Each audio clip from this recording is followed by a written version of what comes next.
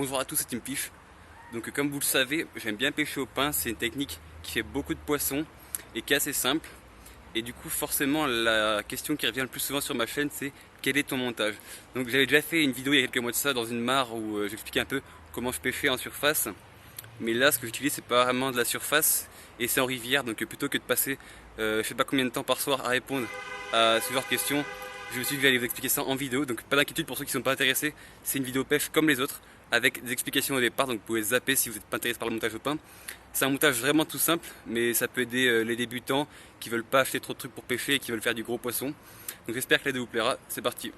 Alors pour ce montage au pain, c'est extrêmement simple, il vous faut juste des plombs. Alors moi je prends 1,5 g, après je peux en mettre plusieurs, et un hameçon.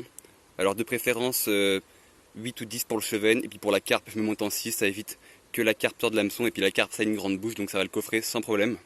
Au niveau du plombage, donc moi je suis en light, je mets entre 1,5 et 3 grammes, sachant que plus il y a de courant, plus on plombe, mais plus on plombe, plus ça fait de bruit quand on lance, donc plus le poisson a de chance de fuir.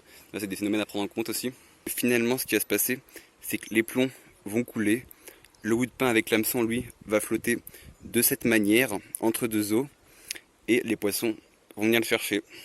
À propos de la longueur entre les plombs et l'hameçon, en fait ça dépend tout simplement de la profondeur de votre rivière. Donc plus la rivière va être profonde, plus vous allez monter les plombs, et inversement, plus la rivière sera basse, plus vous allez rapprocher les plombs de l'hameçon. Donc pour illustrer mes propos, je vais vous montrer comment ça fait. Alors là j'ai environ 40 cm de fond devant moi. Donc ce que je fais, c'est que je laisse 25 cm environ entre les plombs et l'hameçon. Regardez bien, quand je vais poser dans l'eau, on peut voir que le plomb va couler au fond, le bout de pain va flotter, et il va être pile entre deux eaux, ce qui va faire que les poissons vont bien le voir, et les poissons vont être plus en confiance et vont venir le chercher. Donc tout de suite, on va passer, regardez, il y a un goujon qui est en train de le manger d'ailleurs.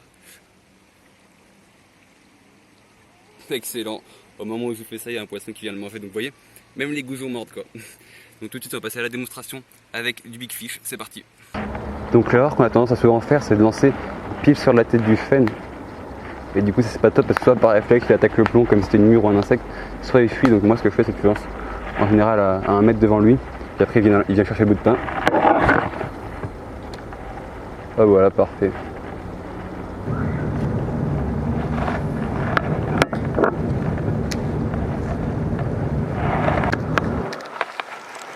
Attention. Poisson. J'ai mis une demi-heure à mouliner parce qu'en fait j'avais extrait du fil. J'avais beaucoup de fil hors de la bobine. Et hop. Voilà, premier fiche avec la Technica. Et voilà, directement un gros chevenne. Voilà, c'est du Masta. Ça c'est les petites tailles encore, vous voyez. Ça va faire presque 50. Et voilà. Premier poisson.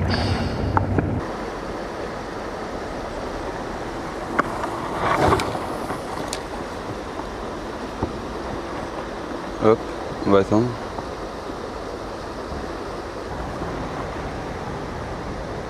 Attention. Poisson.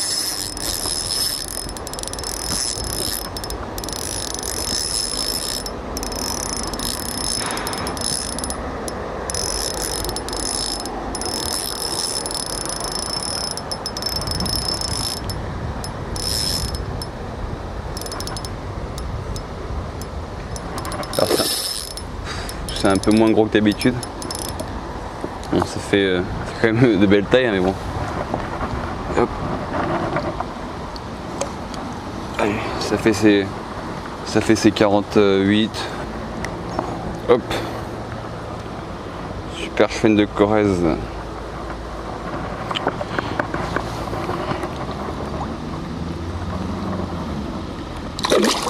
Allez.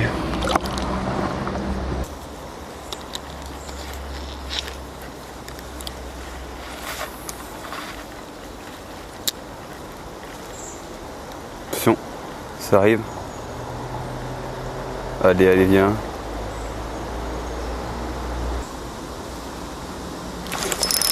Poisson. Oh, c'est le plus petit. C'est le plus petit de la bande. Bon, c'est pas grave.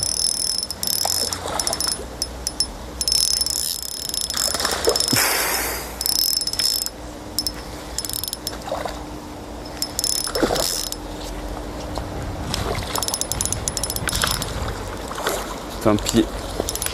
C'est quand même un joli pépère, hein, mais quand on voit ce qu'il y avait.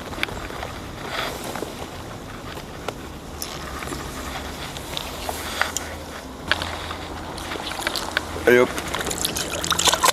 Il est vénère en plus, hein. J'ai galéré à le décrocher. Il faisait que de bouger. Il repart là-bas, voilà. Bon, du coup, verdict, j'ai fait 3 jolis poissons. Donc j'espère que les explications ont été assez claires et que ça aura répondu aux questions de certains. Si la vidéo t'a plu, tu peux t'abonner ou liker, puis on se dit à plus pour une prochaine vidéo.